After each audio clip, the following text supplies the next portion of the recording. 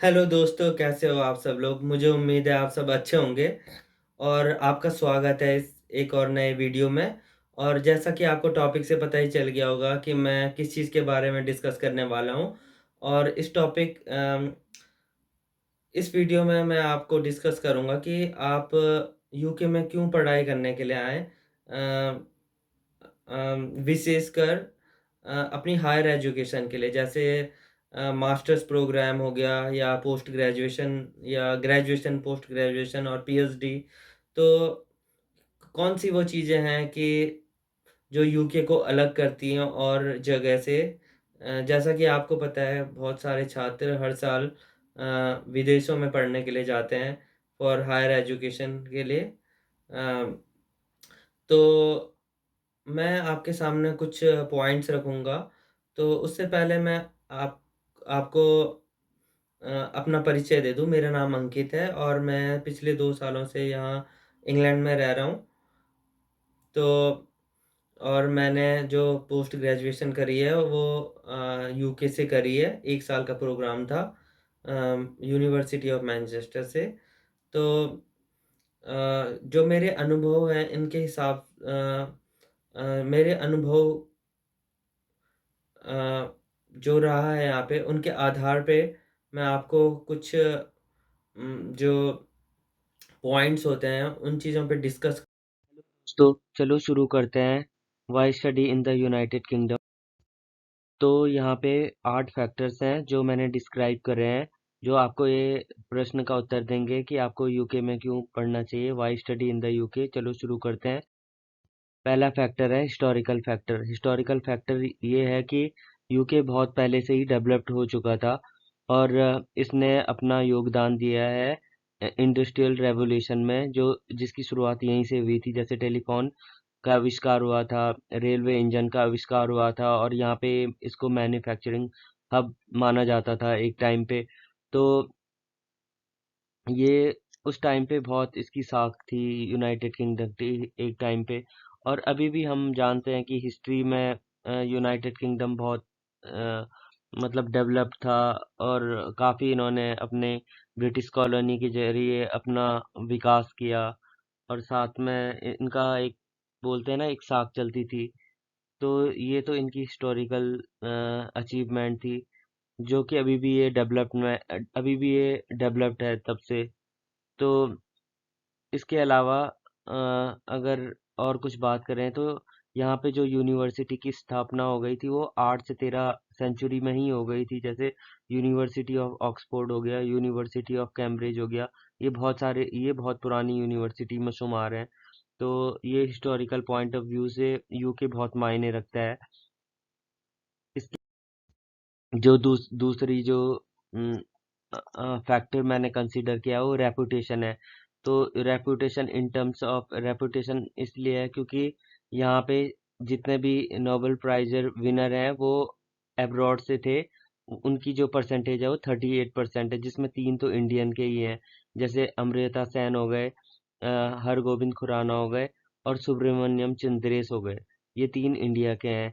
बाकी जो top leader हैं उन्होंने भी इंडिया के जितने भी टॉप लीडर हैं और वर्ल्ड के टॉप लीडर हैं उन्होंने भी यूके से स्टडी करी है। उसमें से आप इन फेसिस को तो जानते ही होंगे। Mahatma Gandhi, B are Ambedkar, Nehru Gandhi, Manmohan Singh. और इसके अलावा ये म्यांमार की लीडर हैं, टॉप लीडर जिन्होंने नोबेल प्राइज भी जीता है, ऑन्ग सान सू की। तो ये अभी वहाँ पे कोप हो गया था, मिलिट्री ने कोप कर दिया तो इनको जेल में डाला गया था। लेकिन ये टॉप लीडर और नोबेल प्राइज की वजह से इसकी रेपुटेशन बहुत अच्छी है यूके में।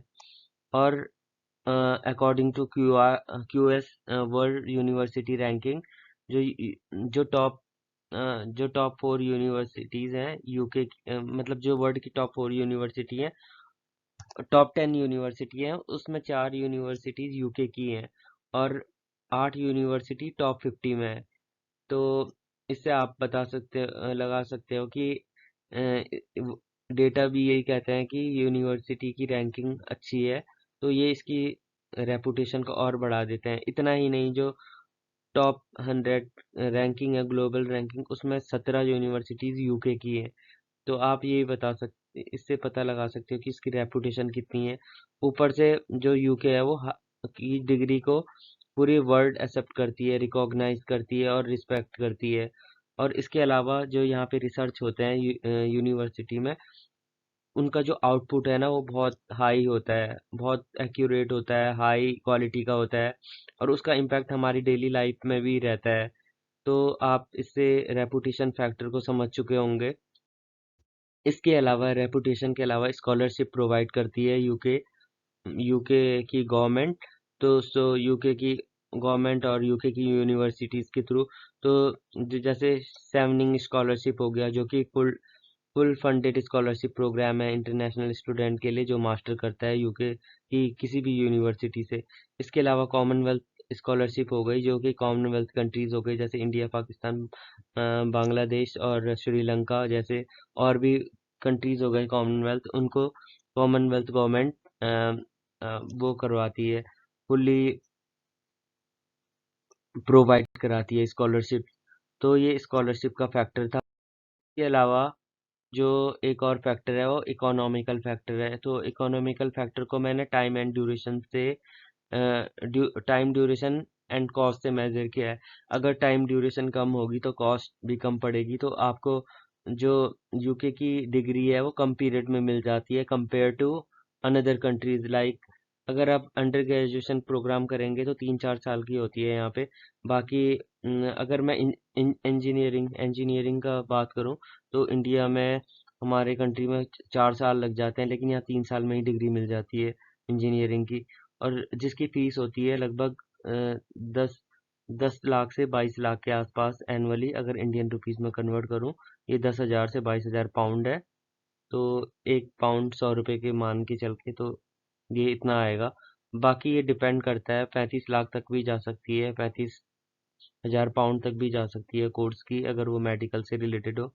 इसके अलावा जो मास्टर डिग्री होती है वो 1 साल की होती है यहाँ पे यूजुअली, जिसकी एवरेज जो कॉस्ट होती है 1,000 पाउंड से लेकर 25,000 पाउंड तक होती है। और मास्टर में एक और ऑप्शन होता है कि इंडस्ट्रियल प्रोग्राम होगा, तो वो 1 से 2 साल के बीच में होती है। और इसके अलावा जो पीएचडी प्रोग्राम है वो यहाँ पे 3 से 4 साल का होता है, जिसकी फीस होती है 15,000 पाउंड से 25,000 पाउंड पर ईयर, सालाना। तो ये जितनी भी फीस मैंने बताई वो सालाना है। तो ये थी इकोनॉमिकल फैक्टर।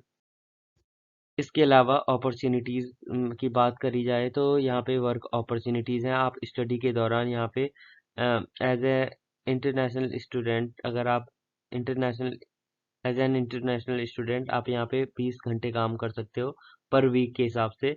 और अगर ये समर हॉलीडे या कुछ क्रिसमस वगैरह कुछ हो गए, तो उस टाइम पे आप 40 घंटे कर सकते हो पर वीक।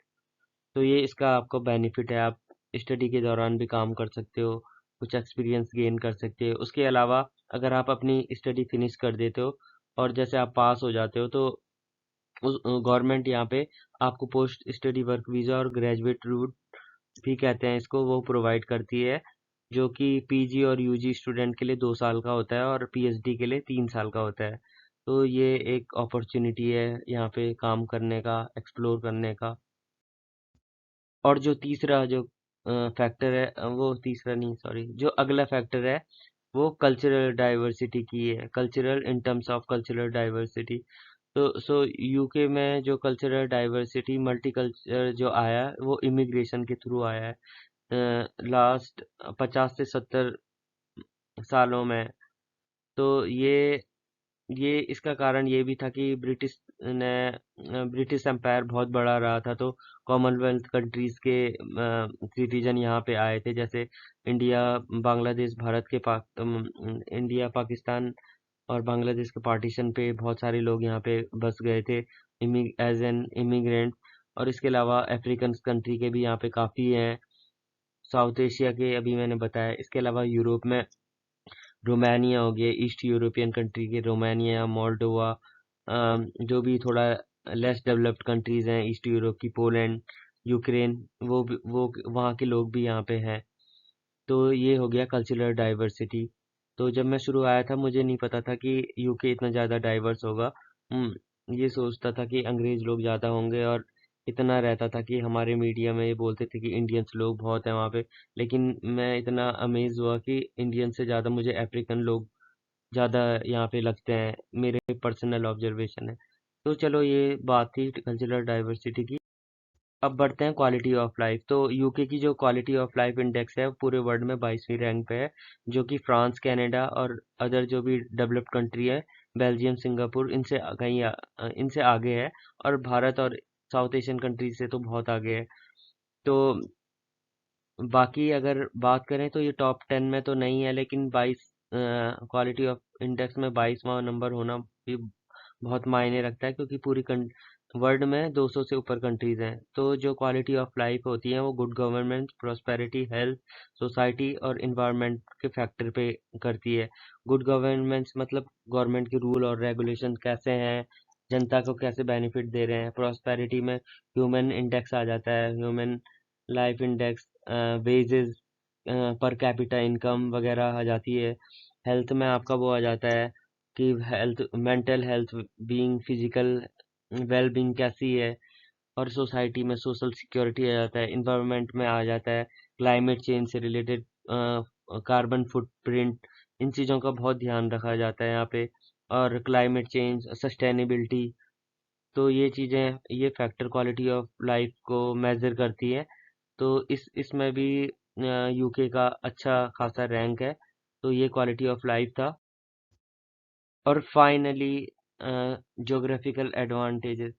तो यूके बहुत लकी कंट्री है जिसको बहुत अच्छा ज्योग्राफिकल एडवांटेजेस है in terms of natural disaster. यहाँ पे आपने कभी, बहुत ही पता नहीं, सुना भी नहीं होगा कि फ्लडिंग आ गई, सूखा यहाँ पे अभी पड़ा था, लेकिन इतना ऐसे कोई खतरनाक हैवी डिजास्टर नहीं हुए हैं।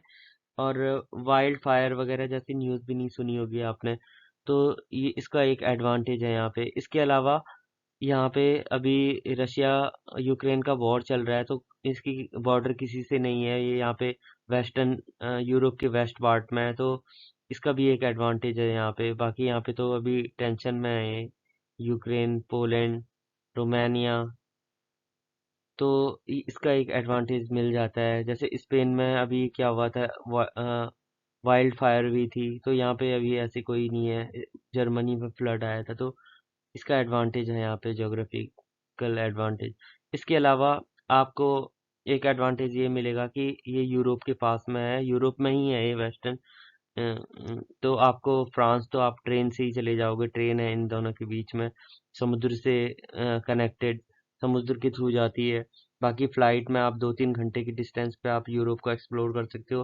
ब्रेग्जिट की वजह से थोड़ा दिक्कत हो गई है, लेकिन आप सैनिकन वीज़ा लेके किसी भी यूरोपियन कंट्रीज में फ्रीली एक्सेस कर सकते हो, चाहे वो आयरलैंड हो, स्पेन हो, जर्मनी हो, पोलैंड हो। ये तो सैनिकन वीज़ा लेके आप जा सकते हो। इसके अलावा आप स्कैंडिनेवियन कंट्रीज में भी जा सकते हैं। बाकी ट्रैवल के हिसाब से भी आप जब यूके में हो तो एक्सप्लोर कर सकते हो यूरोप को। तो होप आपको ये अच्छा लगा होगा, जो मैंने फैक्टर्स आपने आपको बताया हैं, आपको इंफॉर्मेटिव लगी होगी ये इंफॉर्मेशन। उम्मीद है कि आप मेरे इस कंटेंट को पसंद करोगे। और मैं फ्यूचर में आपके लिए भी और कंटेंट लाऊंगा इंफॉर्मेटिव, यूके से रिलेटेड।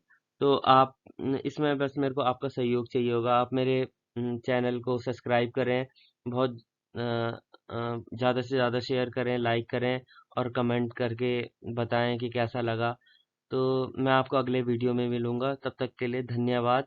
और आपसे फिर मिलूंगा, बाय।